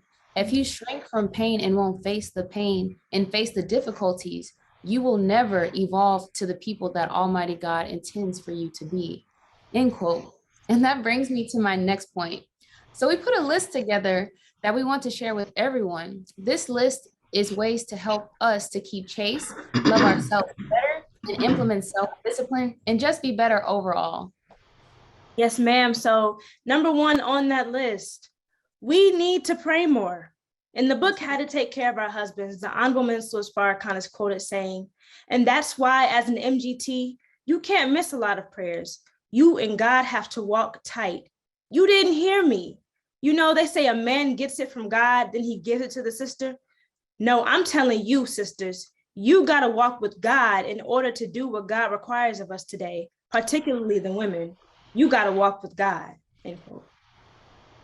Number 2, let's take care of ourselves, including exercising, drinking water, making sure our areas are clean. Because cleanliness is not only next to godliness, it is godliness, which my mother reminds me of weekly. Number 3, fasting. The Holy Quran says, oh, you who believe. Fasting is prescribed for you, as it was prescribed for those before you, so that you may guard against evil. And number 4, the Honorable Minister Louis Farrakhan said, the company that we keep is so important to how high we rise or how low we fall, end quote. So let's strive our best to surround ourselves with like-minded people. And one of the ways you can do that is by staying active in our mosque, temple, study group, or church. Number 5, get involved with the sisterhood and surround yourself with like-minded sisters. On March 14, 2019, the minister posted this quote on Twitter. I pray that all women, no matter who they are, will come together and work together to make a mark that says a new world is coming, and it's coming in through woman, end quote. Yes, ma'am. Number 6, keep chaste by avoiding being alone with the male, and do not allow males to touch you, including hugging. Don't have sexual conversations with the brothers. I think that seems pretty self-explanatory. I don't know if I have to give you all a quote for that one. Yeah, pretty self-explanatory for me. But number 7, make Allah sufficient in your life. Seek refuge in Allah. And remember, no man is a substitute for God. Establish your relationship with Allah, God, because He is the only one who can provide us with what we need. The minister asked us, how many of you are willing to try today to make Allah sufficient for you? Will you just try it? End quote. And I know that I've been trying, and I'm just going to continue to strive harder. Yes, ma'am, Sister Naya. Number 8, I had to bear witness. Number 8, Monitor what you watch and listen to, what we watch and listen to. Keep the vulgar and explicit things away. And number 9, put down your phone and pick up that holy book, or any book at that, and just read, Miss Ma'am. Yes, ma'am, Sister Lou. I need to read a lot more than I do now, so thank you for the reminder. Number 10, get to know yourself and love yourself. Stop believing that you are ugly, because the minister told us, quote, all of you that believe are beautiful to Allah, and he has the power to take your belief and turn it into absolutely indescribable beauty. And number 11, always strive to do what is right no matter what. Yes, ma'am. All praise is due to Allah. We pray that our list was helpful to everyone as much as it is for us. Now, Sister Aisha, we have 2 videos to share with you regarding chastity. The first one is from our newly registered sister, Sister Ramaya. Within chastity, how can one stay focused on God? Okay, that's my turn, right? Yes, ma'am. Wow. The first step was to be on this discussion today. That's the first step. So I'm enjoying everything that you're saying, and we do need to surround ourselves with like-minded persons. But it has to be a deliberate action to feed on that which won't pull us in and pull us under. You've all covered that.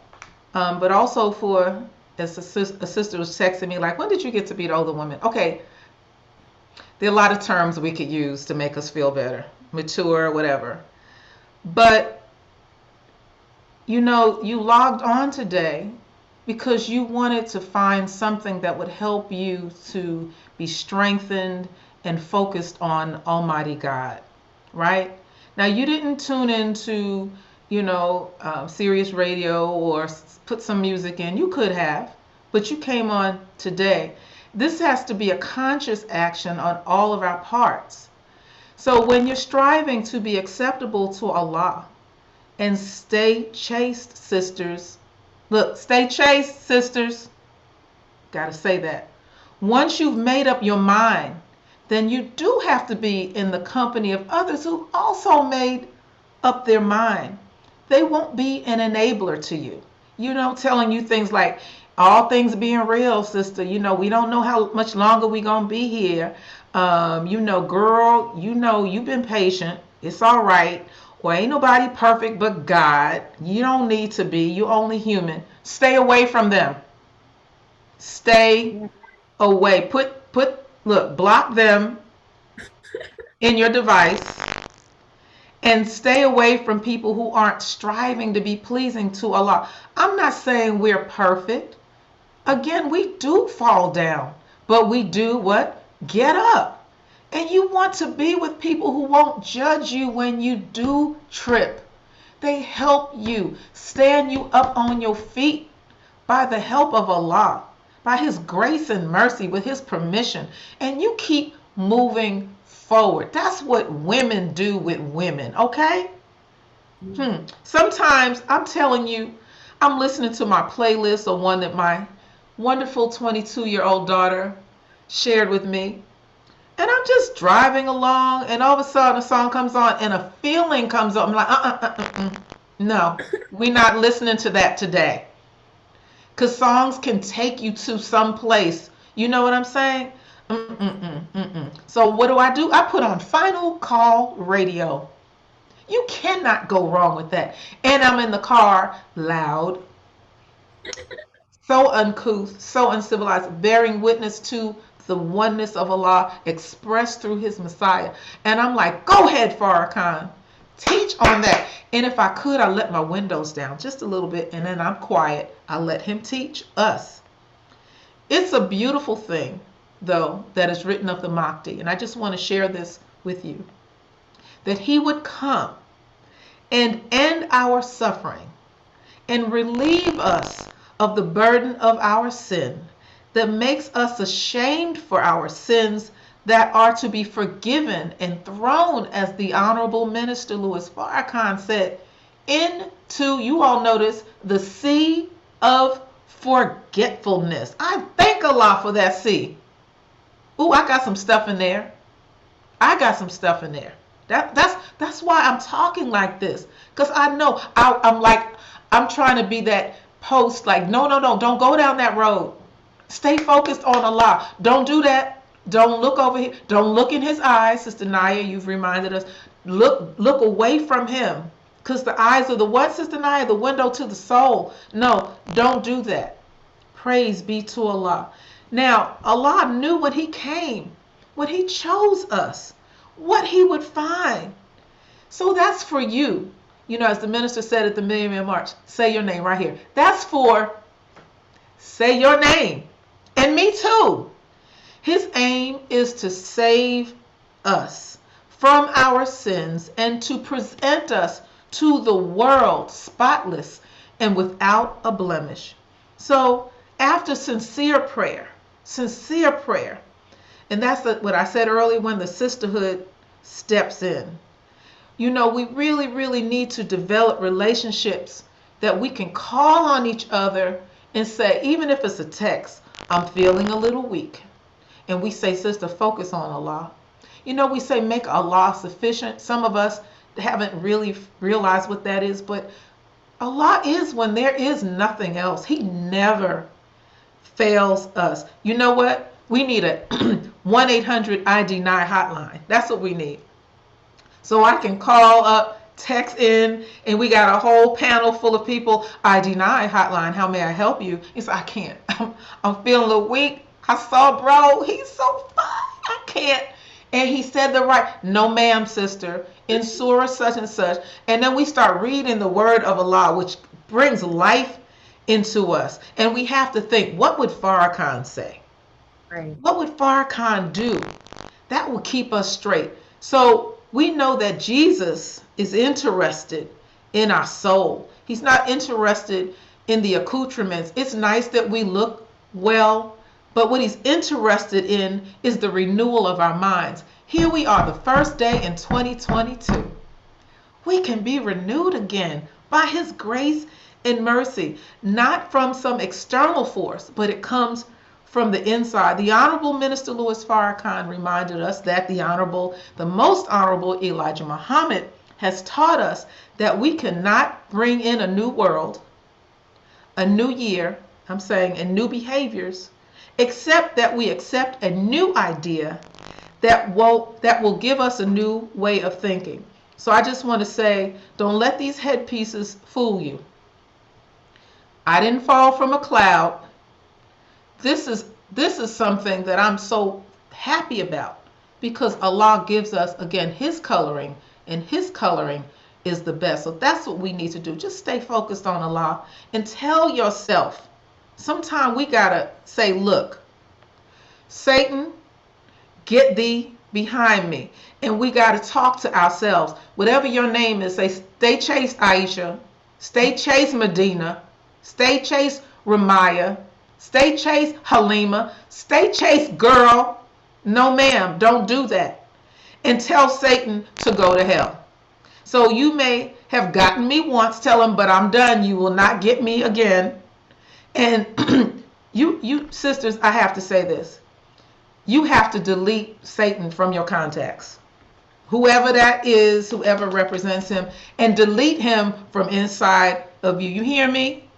Get rid of his text. Sometimes that brother, you know how you feel about that one. You leave his text in your phone, all his little poems and all his little clever sayings and his quote, and then every now and then you look at it. Girl, no, don't do that. That's like putting a cake in front of somebody who's fasting. Don't do that. You hurting yourself. So we have to get the devil of self out by feeding the word of Allah that's in us, so it has predominance over the devil of self. And tell Satan, be gone. That's it. Just flee. Get thee behind me. It works. And it's hard. It's hard. It's hard. It's hard. But I bear witness that if you ask Allah to remove it from you, he will. All praise is due to Allah for these teachings. Yes, ma'am. All praise is due to Allah. Thank you, Sister Aisha, for your beautiful response. And we have Thank you. another question from our Sister Michaela. Assalamu alaikum, sisters. I'd like to ask, in what steps in becoming chaste will help guide the sisters who are resistant of positive change or hesitant to start that process of chastity? And how can we overcome that resistance? I could not hear her question. It was kind of low on my end too. I couldn't really hear. It's okay, I'll send it in the chat. Thank you. The question is, what advice would you give to someone who may be struggling to start the process towards chastity? How can we overcome that resistance? Is that for me or for all of us? That's for Oh, you. sorry, Sister, it's for you. Well, I think I pretty much said it. You started the process because you asked the question. And then you're a part of this very important discussion. And you know that you need to start the process. See, that's the thing about starting anything. We just want to make sure that what we start, we finish. We don't want to start off strong. You know how we make, as you said earlier, Sister Naya, New Year's resolutions to start a new path. But then we put ourselves back in the company of those who cannot strengthen our resolve to stay on that right path. So that's what, it's very basic. I would say follow everything that's been given today. Look at that list, feed on the word of Allah, and none of us can say that we do that too much. All of us could improve on that. I remember our dear mother, Tainetta Muhammad, may Allah be well pleased with her. She read the Quran through every week. Come on now. I can't say that. But whatever we do and we give our word and we want to start anew, we want to make sure that we put ourselves in the right place. And the minister said, when we make a pledge, we're going to do the right thing, we're going to eat to live, we're going to fast, because next week is our national fast, that we don't make excuses. You know, sometimes we always justify, well, you know, the weather, this happened, my mother. Look, we all got stuff. We all got stuff. Don't let that dissuade you. Keep you strong. It doesn't matter if somebody argued with you, cussed you out, whatever. Go to Allah and then get up and work on yourself. The minister said a vow is a pledge. That the whole being is involved in making that vow or that word bond. So make your word bond to you. Make your word bond to Allah. And then keep on making that word bond every day. Put affirmations up on your refrigerator. Put it on your mirror. Do whatever you need to do. Take some of the quotes from the brilliant minds that presented today of the words of the Honorable Minister Louis Farrakhan, the Holy Quran, all that we have been given. The minister has given us a prescription bag that has no bottom to it. And everything we need is in that bag to keep us strong. I promise you, you are in the right company today. So just find that circle within your city and don't make them a God beside Allah, but look at them to help you as they perhaps might look at you to help them. We're all in this together, dear sisters. I wish I could give out my phone number and I wish I could give out my email address. I might do that.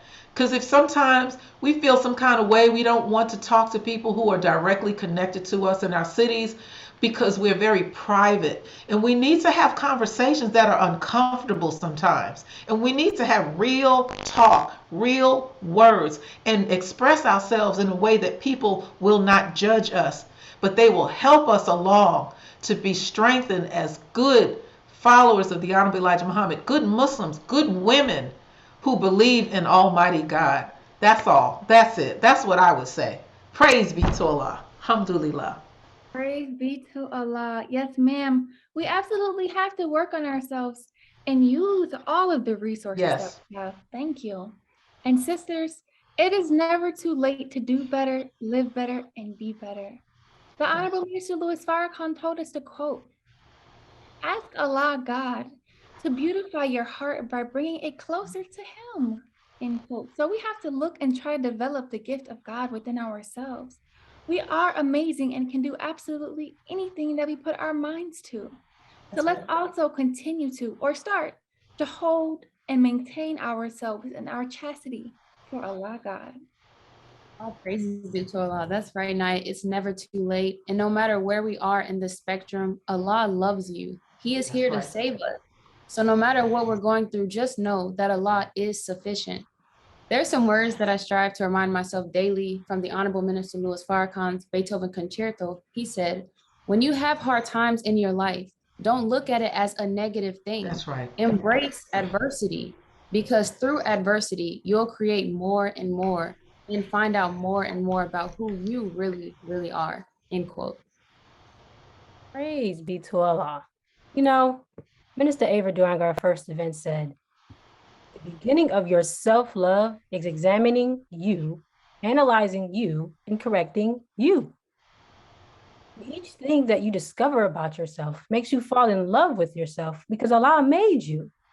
He created you to love what He made you to be. Now, this is what we want you all to take from this event: to have a positive outlook on life while striving every day to better ourselves as women and as human beings. You got this, sis.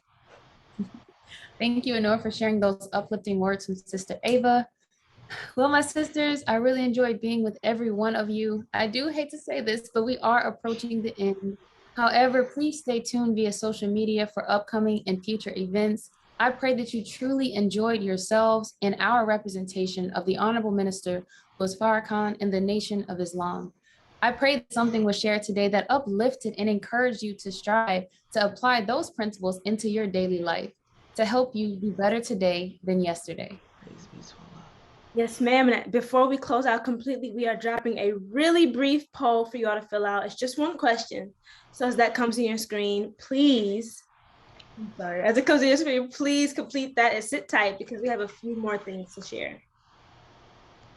Yes, ma'am. And we also just dropped a survey in the chat. And this same survey is also linked in our social media bio. So please, please, please just take a few seconds to fill this out to help us improve our future events by the grace and mercy of Allah to only better serve you.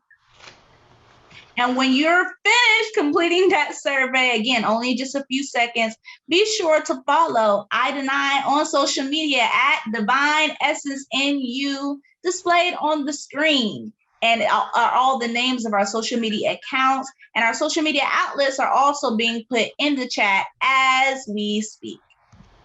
Yes, ma'am. And on behalf of the M.G.T and G.C.C, we want to give a special thanks to the Honorable Minister Louis Farrakhan and Mother Khadija for their love and many sacrifices. We could never thank Allah enough for you both. And thank you to our student national M.G.T captain, Sister Naima Muhammad, for all that you do for the M.G.T and G.C.C in the Nation of Islam. Thank you, Sister Aisha, for taking the time out of your day to be our special guest. And thank you, Sister Anya, for making yourself available to assist and advise us. Thank you, Sister Kim, for interpreting our event. And last but not least, thank you so very much to our tech team, Sister Hakia, Sister Chandra, Sister Lorraine, Sister Kalila, and Sister Naja.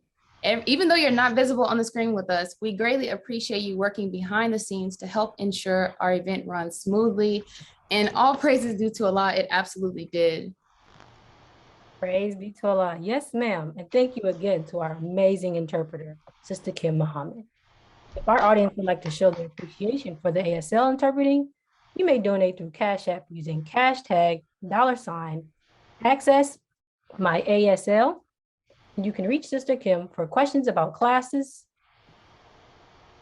or interpreting at info4access@gmail.com.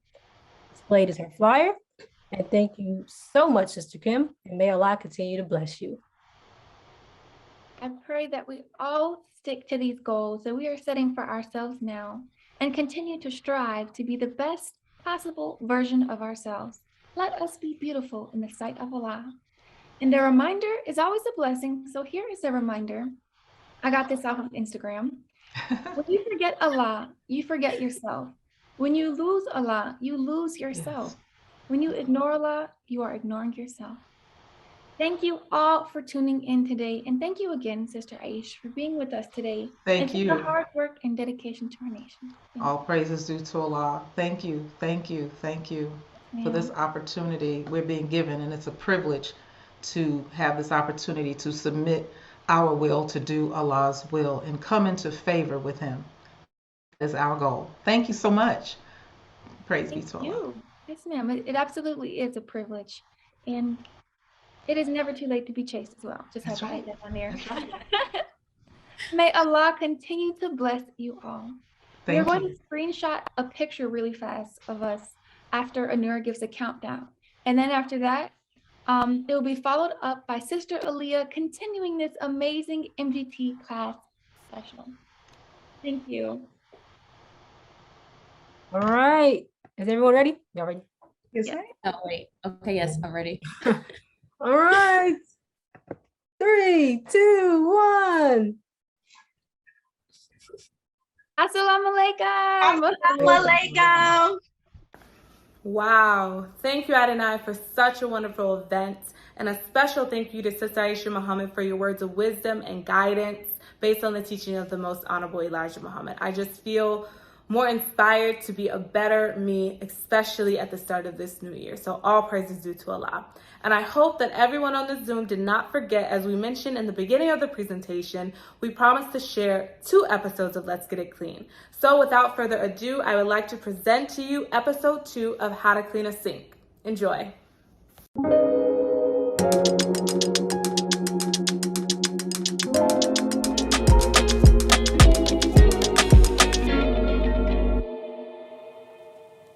Welcome back to the Let's Get It Clean channel, where I show you a slightly different way to clean your home. If you haven't watched my niece Naya's video on how to clean a sink, take a quick pause and click on the link in the description box below. She will show you how to clean and disinfect your bathroom sink using simple, inexpensive, safe, and incredibly versatile cleaners. I think you will love it.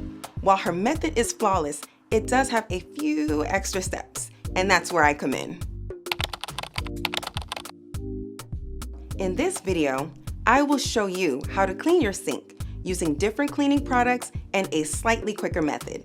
And to do that, I will use a cleaner that is combined with a disinfectant. So, as usual, I did some research to find safer choices of disinfecting cleaners.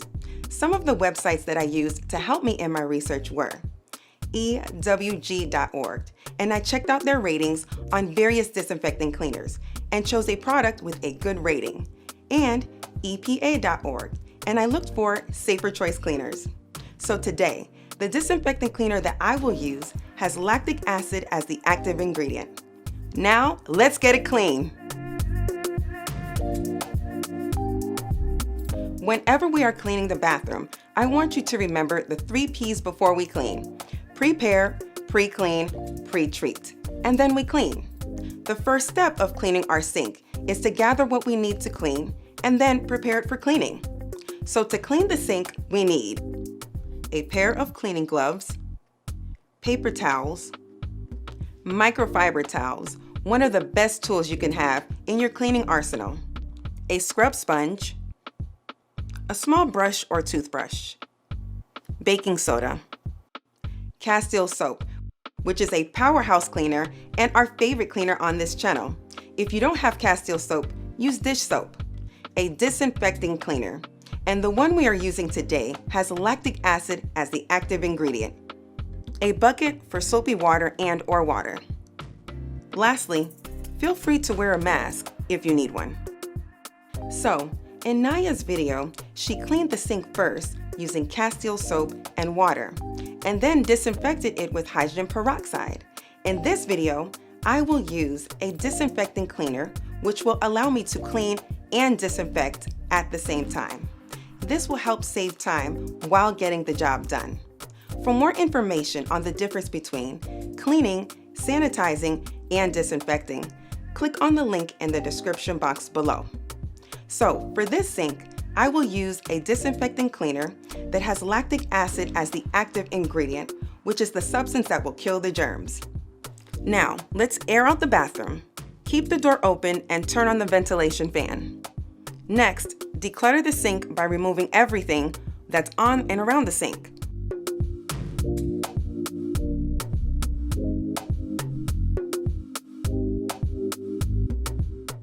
Now we are ready to pre-clean. We pre-clean to remove any debris like dust, hair, globs of toothpaste, and other stuff. Trust me, you don't want to spread all of that stuff around while you clean. With gloves on, grab a couple of paper towels and spray some cleaning solution on it, and wipe up any loose debris in the sink, such as hair, makeup, toothpaste globs, and other particles. Now, use a clean microfiber towel to quickly dust the counter and cabinets.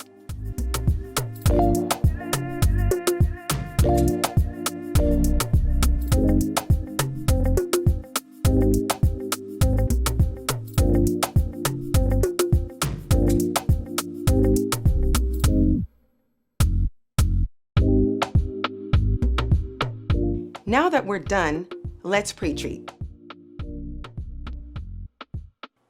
To pre-treat the sink, using the disinfecting cleaner, spray the entire sink, including the faucet, handles, the sink basin, and the cabinet, making sure it's visibly wet.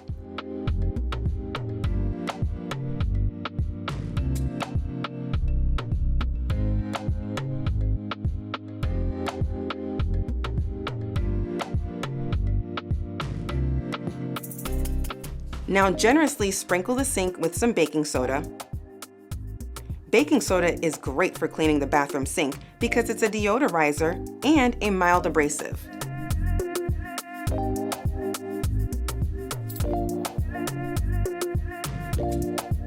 Now, allow the disinfecting cleaner to remain on the surface for the recommended contact time listed on the bottle. This will not only break down dirt and grime, but it will also disinfect by killing the germs. And for this disinfecting cleaner, the contact time is 10 minutes. Now that the 10 minutes is up, it's time to clean. Remember to clean starting at the top and work your way to the bottom to make sure that we don't miss a spot. Using your sponge, scrub the sink starting at the top. Use a back and forth motion to scrub the backsplash, faucet, and handle.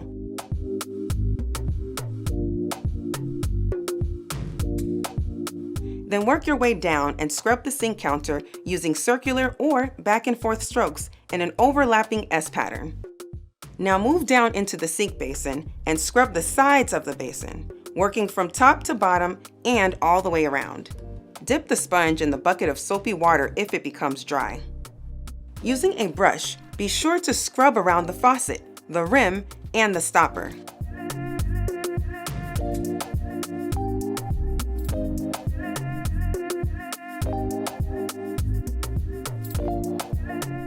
Now wipe the cabinets using the soft side of the sponge, from top to bottom and all the way around.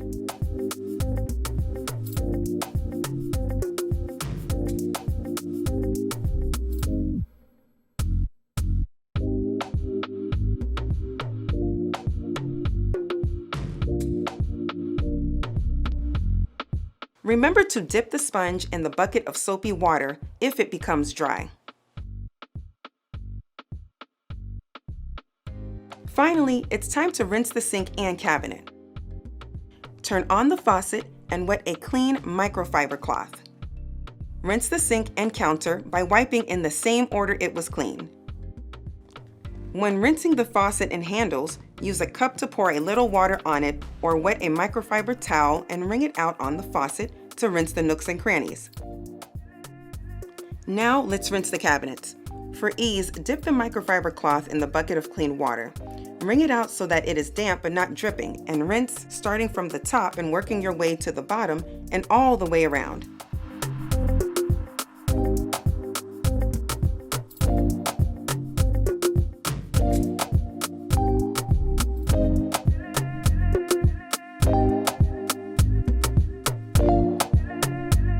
As you are rinsing, if the microfiber cloth becomes soapy, dip it in the bucket of clean water. Wring it out so that it is damp but not dripping wet, and keep on rinsing. You may opt to wipe the sink with a clean microfiber cloth or allow it to air dry.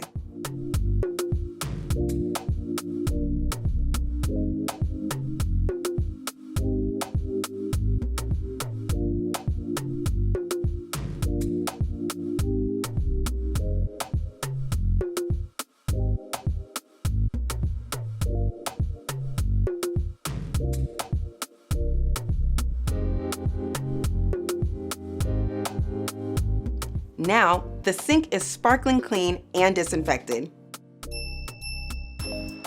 And there you have it. Our bathroom sink has gone from filthy to fabulous. Remember to like, comment, and subscribe for more videos just like this one. You can also go to the description box below for more tutorials. Remember, cleaning is a family affair. See you next time, and let's get it clean. We hope that you enjoyed those first looks at Let's Get It Clean. Now remember, head to our YouTube channel so that you can subscribe so you won't miss any episodes when they come out. You can also go to our website, L-Gic.com, so that you can continue to support M.G.T Studios. And you can also follow us on Facebook and Instagram so that you can catch any upcoming content that comes out. Thank you all so much for your attention, and we pray that you have a peaceful new year. Just as we opened in prayer, we will also close in prayer. So please join us in a position that is most comfortable for you as we close out in prayer. Attention prayer. In the name of Allah, the Beneficent, the Merciful. All praise is due to Allah, the Lord of the worlds, the Beneficent, the Merciful. Master of the day of judgment in which we now live. Thee alone do we serve, thine aid do we seek. O Allah, guide us on the straight path, the path of those upon whom thou hast bestowed favors, not those upon whom wrath is brought down, nor of those who go astray after they have heard thy teachings. Ameen.